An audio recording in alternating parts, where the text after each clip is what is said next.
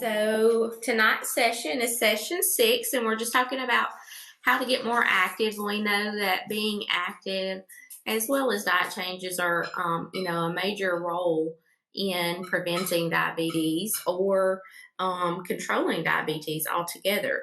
And so first we just want to check in. For those that might be joining us online and have not attended before, my name is Angel Justice, and I'm a nurse practitioner with North Mississippi Medical Center's Advanced Practice Fellowship, so thank you for joining us.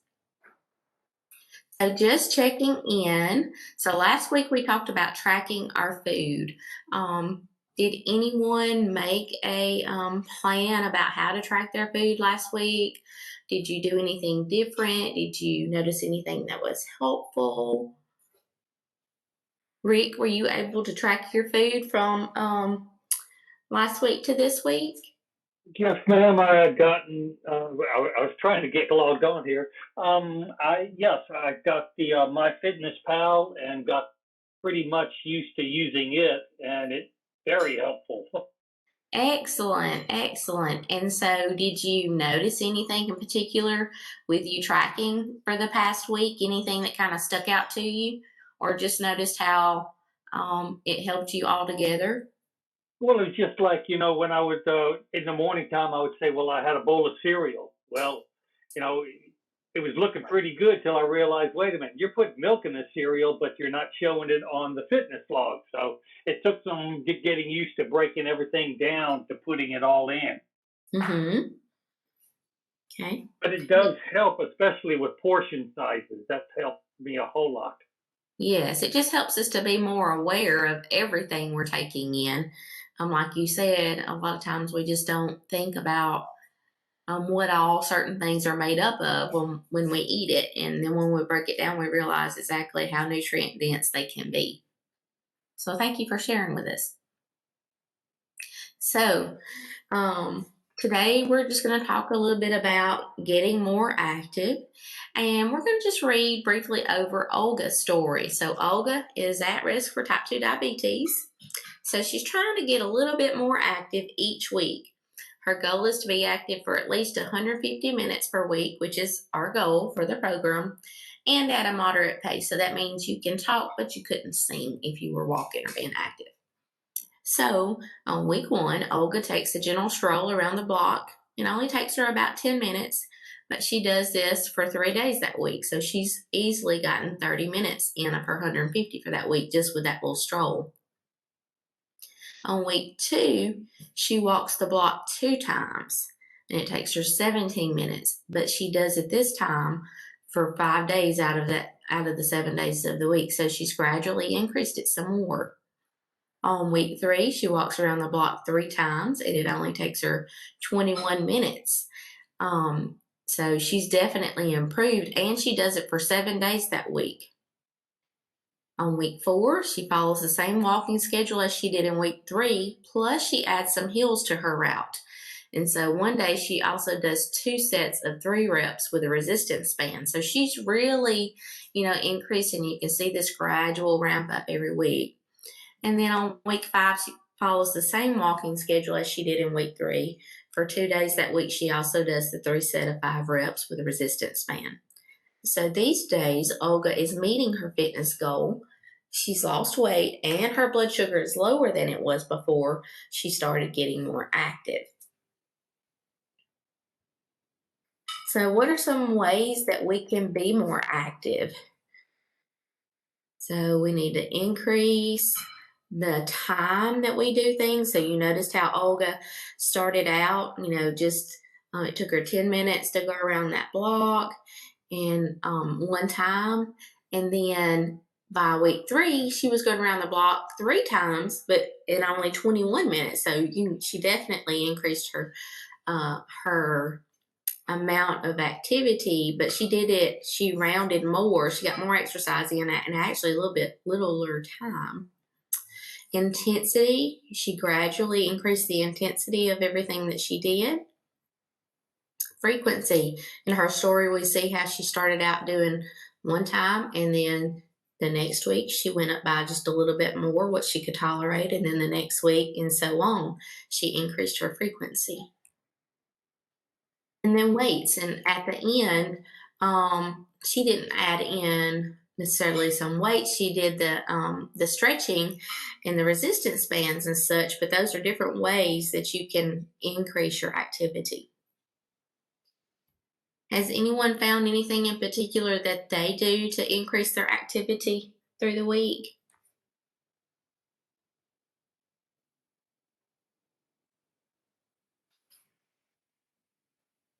Well, Angel, it's like I said earlier, I got an exercise bike back here in my man cave, so that's what I've been using, getting on it 10 times, 10 minutes twice a day.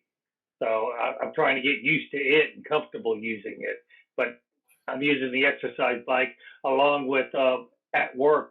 Um, I'm walking around the building for 10 Excellent. minutes.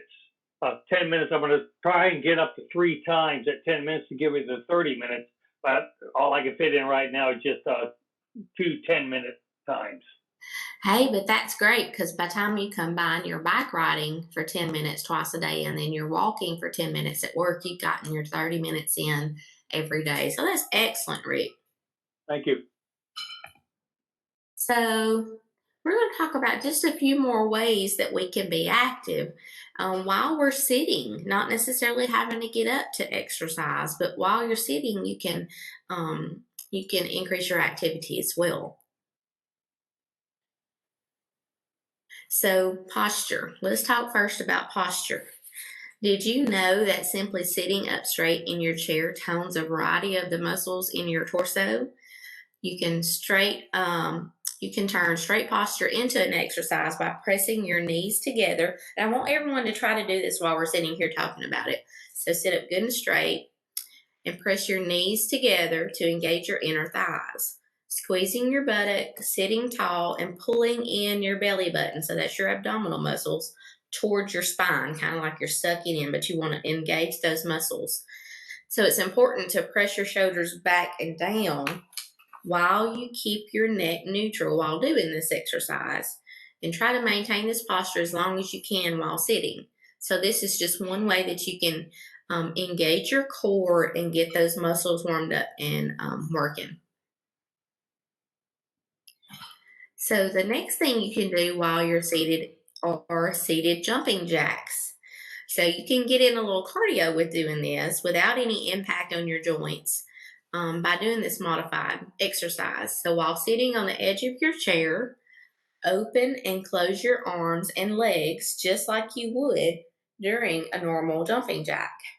And move your limbs as quickly as you can in and out. And start slowly and then work up to 3 sets of 20 reps. And those are just some simple ways that you can do some seated jumping jacks. So, ab twister. This sounds not so fun, but just thinking about hearing the name. But, did you know that not only do strong abdominal muscles make you look great in clothes, they also help stabilize your torso, which reduces aches and pains in your lower back and your hips. So for this ab twister, you just need to sit tall on the edge of your chair, cross your arms over your chest, inhale and squeeze your abdominal muscles lightly, without relaxing your stomach muscles. Exhale slowly, squeezing your abs in tighter and turning your upper body to the right. Then inhale and twist back to the center. And then you repeat the same thing on your left. So you work up to 3 sets of 20 alternating reps on this. So for the next thing you can do are some seated leg raises or seated leg extensions. So to strengthen the thigh and hip muscles, you need only to extend your leg, sit on the edge of your chair with your arms by your sides, extend your right leg out straight and flex your foot so that just the right heel is on the floor. Lift your leg up as high as you can without rounding your back, and then keep your foot flexed. Keeping your foot flexed engages the muscles in the shins and the ankles, and if you're doing this right now, you'll be able to feel it. and hold for 3 counts and then lower. And then with the same exercise, work up to 3 sets of 10 reps on each leg. And then next we see on here a seated press-ups. So with seated press-ups, you can engage your shoulders and your triceps, and this is also a joint-friendly move. So with this one, you sit on the edge of your chair with your arms by your sides, palms over the edge of your seat.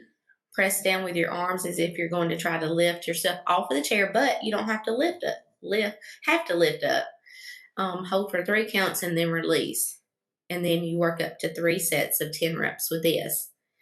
Doing each of these previous exercises just 3 to 4 days a week will have you seeing results, but there's also no downside to doing them daily if you wanted to. That just gets you a little bit quicker results. And another thing that you can do is you can work out with a water bottle. So people who sit hunched all days at their desk often develop pain in their back, shoulders, and neck, as we already talked about. So to help alleviate pain, you can do these 3 exercises that can be done in a chair using the plastic water bottle. So to get into position, sit halfway off your chair, keep your back straight and your shoulders down and pulled back. Place a plastic water bottle between your knees, lining up your ankle with your knee so that your thighs and calves are at a 90-degree angle. So just good straight posture and at a 90-degree angle with your legs and ankles. Make sure your feet are about 4 inches apart to do this, and you turn this into an exercise for your thighs by squeezing the water bottle 30 times. So again, this is not requiring you to stand up, get on a bike. You can just sit in your chair and do this. So another thing you can do are the sitting elbow curls. These open up your chest and your shoulder muscles. So you just raise your arms at your sides, bend your elbows so that your knuckles are at your temples. Bring your elbows together, and then all the way back to the starting position at a moderate speed, about 30 times. And if you think that doesn't work your muscles, try doing that real quick, about 30 times real quick, and you're going to feel it in those shoulders. And one other thing you can do is arm circles, and I'm sure everybody's seen or done this at some point. Did you know that arm circles can increase flexibility and improve your posture as well? So raise your arms straight out to your sides and press your shoulder blades together. Extend your arms with palms down, thumbs facing forward, and do 20 forward circles with your arms. And this will wear me out sometimes when I've tried to do this. It just shows me how weak my arms are. And then flip your palms up, thumbs facing behind you, and do 20 backward circles with your arms.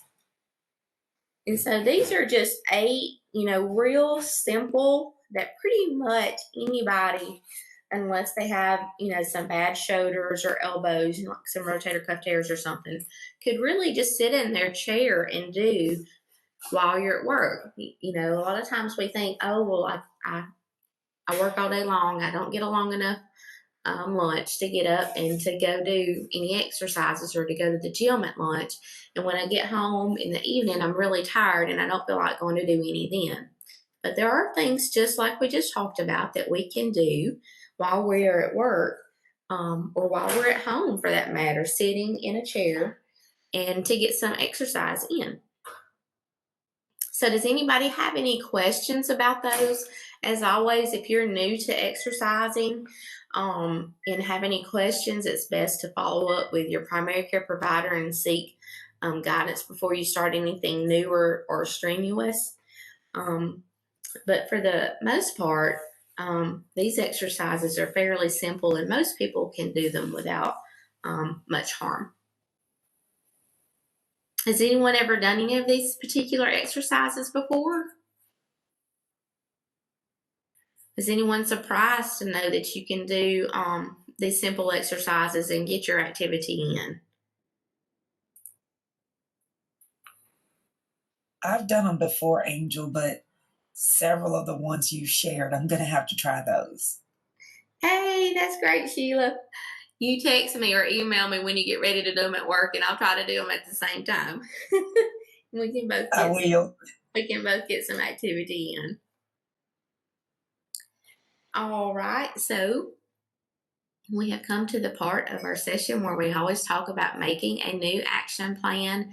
And I stressed last week, and I want to stress again how important it is to make an action plan, because if we fail to plan, a lot of times we'll fail to move forward in what we're trying to do, because we kind of get lost and don't have a clear path laid out. So make you a new action plan, kind of decide what I'm going to do this week. So maybe I'm going to try adding in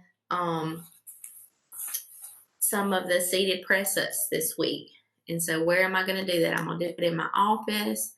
When will I do it? I'm going to try to do it at every lunch break. How long will I do it? I'm going to try to work up to the 3 sets of 10 reps. What challenges might I face? It could be that I get a call at lunch, or I have a meeting during lunch. But I'm pretty much sitting in my chair all day long unless I get up to go to a different meeting, or go to the restroom, or go to the mailbox. So I can fit in these exercises much easier than going to the gym. And ways to cope with these challenges are just things I just talked about. So just kind of being flexible. If something happens and you can't do it when you wanted to do it, don't fret and don't give up and say it's just not worth it. I'm not going to go forward with this. Just know I can pick it up and do it in a couple of hours. It's okay if I'm busy right now. You can still pick it up when you have a chance to do it. Does anyone have any questions? And this is the link where I got these 8 exercises from. 8 easy exercises you can do while sitting down. You can Google that. All right. Well, if no one has any questions, then that'll be the end of our session for tonight. I want to thank you for joining us, and we'll see you next Tuesday night at 5 p.m. Thank you all.